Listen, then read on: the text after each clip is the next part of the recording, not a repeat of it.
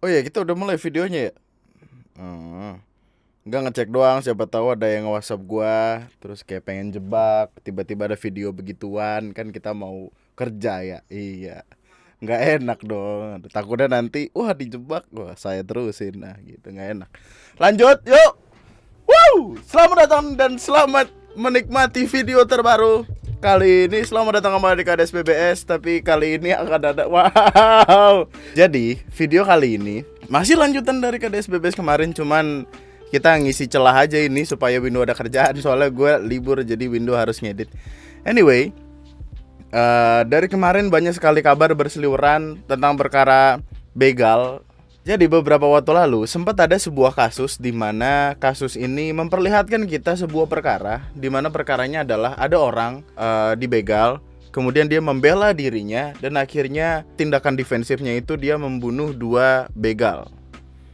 Tapi akhirnya kasusnya pun diselesaikan. Jadi kayak polisi hentikan kasus pembunuhan dua begal di Lombok dan status tersangkanya sudah dicabut. Jadi masalahnya selesai. Meskipun banyak perdebatan ini dan itu dan banyak sekali pertanyaan yang hadir setelahnya, tapi ya pada akhirnya masalahnya selesai dan kita seharusnya bersyukur akan itu. Wah, gue lupa lagi green screen-nya kagak dipasang. Yaudah lah ya, gini aja, nikmatin aja udah ya lah. Padahal tinggal geser doang tapi mager banget gue. Bro, sekarang jam 5 pagi bro, gue ntar siang mau pergi. Jadi beberapa waktu lalu ada sebuah tuh emang harus pakai green screen. Kalau kagak pakai green screen kagak enak, tulisannya kagak kelihatan. Lalu beberapa hari kemudian muncullah sebuah berita. Berita ini cukup menghebohkan headline karena kalimat yang dibawa oleh berita ini. Ada orang ngakunya dibegal. Oke. Ojol, menyasar ojol, ojek online. Dibegal, terus kalimat yang dibawa oleh beberapa berita atau artikel, let's say di Instagram atau di Twitter atau di TikTok, kalimatnya adalah pria ini dibegal tapi tidak mau lapor polisi karena takut dijadikan tersangka, gitu-gitulah. Dan kalimatnya heboh gitu, rame. Dan itu masih ada sangkut pautnya sama berita sebelumnya nih, yang tadi yang akhirnya sudah dibebaskan dari jeratan tersangka. Status tersangkanya dicabut, maksud gue itu. Jadi ada sangkut pautnya nih kiri dan kanan. Tetapi ternyata setelah dicari tahu, bapak ini tidak dibegal. Bapak ini hanyalah sedang mabu-mabu, kemudian dia cekcok sama orang, pukul-pukulan, cuman dia dipukulnya lebih parah, mukanya sampai bengep segini nih, kayak benjol gitu. Terus dia bingung, pulang ke rumah gimana nih? Masa ngomong sama bini abis mabok terus berantem? Tidak mungkin dong. Akhirnya dia, sebab ini, mas-mas ini mengaku ke orang-orang kalau dia dibegal. Tapi ketika di kantor kepolisian ditanya ini dan itu, jawabannya adalah tidak dibegal pak. Saya emang mabok aja terus berantem. Yang lucu tuh ngeliat komen-komen di IG, di Twitter tuh kayak wah, kita tertipu, wok satu negara kena prank semua anjing, WK. Iya. Mapa polisi sebelumnya sempat seuzon buat masnya, ya bangke tukang ngapusi. Aduh, lucu banget ini. Atau mungkin jadi kayak kejadiannya itu tepat beberapa hari setelah kasus begal yang tindakan defensifnya sampai menghilangkan nyawa orang gitu. Korban begal yang tindakan defensifnya itu sampai membunuh orang lain.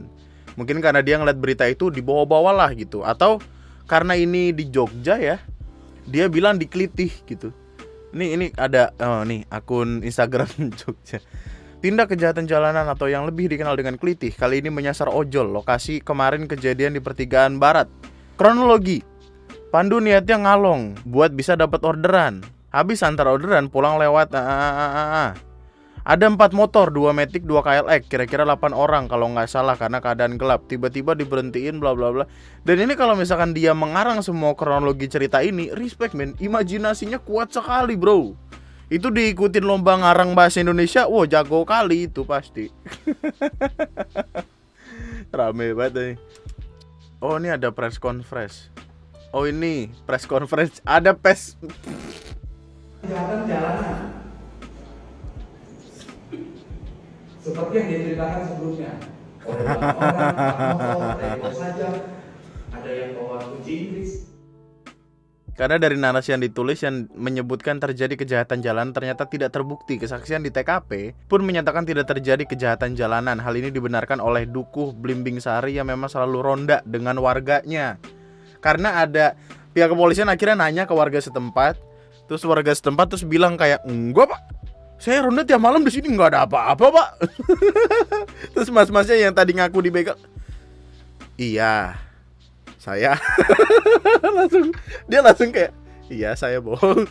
Ya ampun. Masalah ini bagus banget men. Tiba-tiba diindikan satu motor di depan, udah coba kelasan tapi nggak ada yang lewat karena keadaan sepi. Helm nggak ada kaca, tiba-tiba dipukuli di wajah dan kaki. Dia dipukul di wajah dan kaki, tapi terakhirnya pakai benda tapi nggak tahu namanya apa, tapi bendanya tumpul kalau nggak salah kunci Inggris. Cedak, what is your name? Wah. Nih. Dalam prarekonstruksi akhirnya Aka mengakui hanya mengarang cerita kalau menjadi korban kejahatan jalanan. Ada sebut cerita itu dibuat Aka karena takut dimarahi sang istri. Wah, astuti, asosiasi suami takut istri. Karena bekerja tidak serius hingga kemudian dia mengarang cerita menjadi korban kelitih dengan dipepet oleh 8 orang menggunakan 4 motor. Padahal fakta semua berawal saat Aka tengah kumpul bersama teman-temannya pada Selasa. Di sana mereka mengonsumsi miras jenis jambu klutuk. Hah? Jambu difermentasi. Saat mengkonsumsi terjadi keributan antara Aka dan temannya Ape. Ketika Ape menceritakan keluh kesahnya kepada Aka menyela dan Ape tidak terima hingga akhirnya Ape memukul Aka mengenai mata Aka hingga lebam. Coba udah gitu dong masalahnya anjing. Udah lagi ngomong cerita, lapar gua tai lah gitu. Gue lagi cerita nggak didengar. Tiba-tiba bengep aja. Saat Aka pulang ke rumah dan masih dalam pengaruh alkohol, ia berbohong kepada istrinya. Oh alkohol, kamu jahat tapi bohong. Kabar bohong itu semakin menyebar ketika Aka bercerita ke sesama ojek online. Lah, lu udah tahu begitu di-share lu. Itu tuh tidak boleh dimanfaatkan sebagai cara untuk apa yang lu cari. Gini loh, solidaritas dari abang-abang ojol itu kuat. Ketika ada teman yang kenapa-napa, mereka pasti akan berbuat sesuatu untuk mencegah hal yang sama terjadi kepada yang lain juga. Dilaporlah ke polisi, di-share di mana-mana. Polisi tahu, dicari tahu, ternyata tidak ada. Kami juga menemukan fakta bahwa ada komunikasi kepada saudara Aka dengan AP yang menyatakan bahwa mereka sepakat ini kejadian kelitih, kejadian kejahatan jalanan anjing. Ada MOU-nya kayak, bro, nanti kalau ada orang bilang aja ya kelitih gitu. Jangan bilang gua ditampol sama lu, jangan. Kelitih aja, kelitih. Orang kelitih tuh bawahnya parah anjing. Lu kalau kena kelitih bahaya, kagak yang bengep doang. Jika nanti itu merupakan tindak pidana, maka kepada siapapun yang melakukan itu bisa disangkakan pasal 14 undang-undang, yaitu menyebarkan berita bohong yang menimbulkan kebenaran dan ancaman maksimal 10 tahun. Bisa dipenjara karena ceritanya sendiri. Itulah istri-istri sekalian. Kenapa tiba-tiba istri-istri sekalian? Maksudnya kalau dia tidak takut sama enggak deng. Suaminya tidak seharusnya takut sama istrinya kalau dia kerjanya bener ya. Dia kan bilang ngalong kan. Ngalong itu ngambil orderan malam-malam lah, nggak pakai kalong gitu. Kalau dia bilang ngalong terus kemudian ngalong beneran, ya dia tidak akan diambilin istri. Saya yakin yang akan dilakukan istri Anda di rumah adalah dia akan coba ceritain gitu. Tangan kiri megang karpu, tangan kanan megang pisau. Nah, lu mau ditusuk apa diselebeu lu? Nah, gitu. Anyway, intinya adalah yang sebelumnya korban begal malah jadi tersangka, status tersangkanya sudah dicabut, sudah aman karena ya semua penelusuran udah terjadi, udah dilakukan. Dan kalimat dari bawahnya gue seneng kayak Ahmad Sinta si penakluk begal, nggak ada pilihan lain timbang saya mati, langsung saya lawan. Nah gitu. Kemudian dari Kapolda Lampung juga bilang kayak jangan takut lawan begal, saya beri penghargaan dan segala macamnya. Oh ini mana yang AK mana yang AP nih? Ya ini AK ini AP nih. Astaga, AK AP tolonglah. Lalu perkara selanjutnya datang dari Twitter, di mana ada sebuah tweet yang baru-baru ini ramai sekali diperbincangkan oleh warganet gitu, netizen dari Twitter, di mana video ini sejauh ini udah hampir 10.000 retweetnya. Intinya nyeritain tentang seorang bapak-bapak yang marah-marah di depan pos atau apa sih namanya, tempat pembayaran parkir yang di mall-mall gitulah. Ini di basement nih.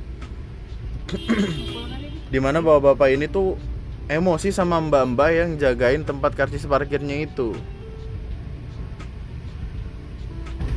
Nih, kelihatan kan dia marah-marah. Terus intinya dia, oh ini sampai rame nih basement nih. Akhirnya bener pukul-pukulan, astaga. Iya, dia emosi si bapak. Sampai ibunya minta tolong buat melerai anaknya sendiri. Mbaknya nangis, dikejar, ditenangin sama temennya. Ada mas-mas pakai helm bantuin mbaknya. Digebuk juga sama mas emosian. Iya. Dan ceritanya berawal dari plat nomor yang dipakai sama plat nomor aslinya yang ada di STNK itu berbeda. Mbaknya gampang buka palang karcis sampai mas-mas SPV itu apa sih? Supervisor datang buat ngecek. Karena resikonya ya kalau lu nggak ada karcis parkir, gini deh, lu masuk ke sebuah mall, lu parkir ngambil karcis, keluar harus bayar karcis juga. Kalau lu nggak pakai karcis, lu harus bayar denda kehilangan karcis, biasanya 10 atau 20 ribu, dan menunjukkan STNK. Karena kalau itu hilang, lu nggak ada bukti dong kalau itu motor lu, kecuali lu mengeluarkan STNK sesuai dengan plat nomor kendaraan lu.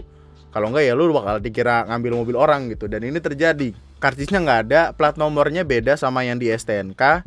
Terus mas-mas ini ngambil, kalau lu lihat ini dia kayak naruh lagi, dia ngambil plat nomor, ini plat nomornya dia nih. Dia ngambil plat nomor dari bagasi belakang, terus dikasih lihat itu.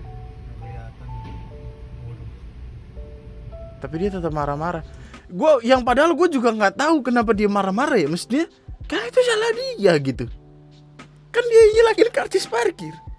Kan itu yang beda nomor sama Bapak ngerti SOP nggak? SOP itu standar operasional prosedur, bukan sayur. Kalau bapak SOP tahunya sayur doang, mainnya kurang jauh, itu mobil mahal. Sampai ada yang nyari detail, lu kalau ada yang nyari detail tentang perpajakan mobilnya, tentang ini. Dan ketika dia menggunakan plat nomor yang berbeda dengan plat nomor yang ada di STNK, berarti kan dipertanyakan dong, ngapain lu pakai plat palsu gitu, plat yang tidak sesuai sama STNK kendaraan lu? Apakah sedang dikejar leasing? Apakah takut diincar mata elang? Apakah plat nomornya itu B4 BY, baby, ya. Mungkin dia pengen keren-kerenan gitu, baby. Kenapa gitu? Kan itu jadi pertanyaan, kenapa ya? Mata elang itu adalah debt collector. Debt collector disebut mata elang karena debt collector tuh bisa melihat plat nomor dari jauh, gokil. Gue pernah ngelihat ada di jalan, di depan gua motornya diberhentiin nama debt collector sama mata elang. Terus kayak padahal jauh loh, tapi dia udah kayak stop, bapak berhenti. Yang ditakutkan kan kayak gitu. Maksudnya asumsi itu datang karena ya kenapa menggunakan plat nomor palsu itu, bapak kalau misalkan ditilang terus ketahuan kayak gitu, bapak ditilangnya double loh gitu. Ini kan jadi pertanyaan kan pada akhirnya. Nggak double sih. Waktu itu kan sempat ada salah seorang artis yang mobilnya diberhentikan karena menyalakan strobo, lampu yang biru warna-warni itu. Kemudian ketika STNK-nya dicek, plat nomornya beda. Dan itu kan jadi perkara kan. Terus akhirnya dia dibawa ke polsek. Ya itu jadi perkara karena memalsukan plat nomor gitu, plat kendaraan. Apakah ini akan berlanjut nantinya? Saya tidak tahu. Apakah nantinya akan ada pelaporan? Saya tidak tahu. Tapi yang saya tahu adalah SOP-nya memang demikian gitu. Kalau mau diperdebatkan, apalagi yang mau diperdebatkan. Ini sama halnya seperti orang yang emang udah ketahuan salah, tapi ngegas supaya dia nggak kelihatan salah-salah amat, dan supaya orang yang sedang dia gasin itu merasa bersalah, yang padahal tidak seperti itu caranya. Ada yang namanya SOP, standar operasional prosedur. Manusia bangsa mana yang tidak paham apa itu SOP, sop, no sayur. Yang kasihan adalah pihak dari keluarganya sendiri bahkan berusaha untuk yuk tenang, yuk udah yuk gitu. Udah, ini diliatin banyak orang, ini anaknya mau les primagama ini, ayo ikut, yuk gitu, udah tenang. Tapi ternyata masih kesel, masih marah-marah. Apa dia nggak seneng karena I don't know. Masih banyak perkara. Nanti kalau ada update selanjutnya bakal gua kasih tahu, gue cari tahu deh. Karena ya yang namanya perkara emosian kayak gini, apalagi merasa hebat, merasa paling tinggi di atas segalanya. Kenapa gue suka ngeliatin Twitter? Karena Twitter tuh egaliter, men. Mereka tuh nggak ada yang peduli lu siapa gitu. Kalau lu bikin salah ya abis gitu. Kalau lu macem-macem di Twitter ya siapapun lu kena gitu. Hukum Islam melarang lelaki Jawa menikah dengan pria Sunda, hukumnya haram. Ada yang komen gak usah bawa-bawa agama. Emang ada hadisnya Islam melarang orang Jawa sama Sunda. Ya ini laki sama laki Mbak Ida. Ini kenapa sih kita tiba-tiba ngeliat ini, gue gak tahu deh. Ini meme sembarang di Twitter. Tapi anyway, itu dulu. Kita ketemu esok hari. Sampai jumpa di video gue selanjutnya. Bye bye. Thank you so much. Love you all.